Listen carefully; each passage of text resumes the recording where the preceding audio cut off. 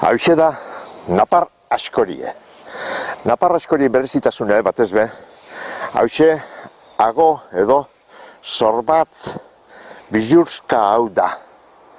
Burue, Bizkaiko askorien antzekoa dauka, baina agu dauka ostera sorbatza dauka pixkatolane okerrantzean eginda, egurretik errezago askatzeko. Egurrean sartzen danean errezago askatzeko.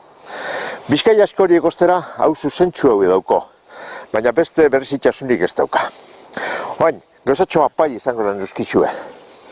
Hau, urnietan egindako azkenetariko askoriet da.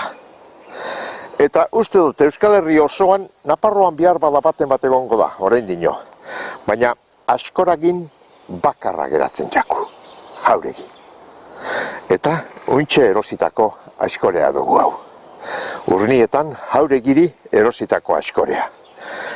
Kirtena, pago egurrez egindakoa, eta askorea bera, buru eta hago, galtzairurik ederrenekoa.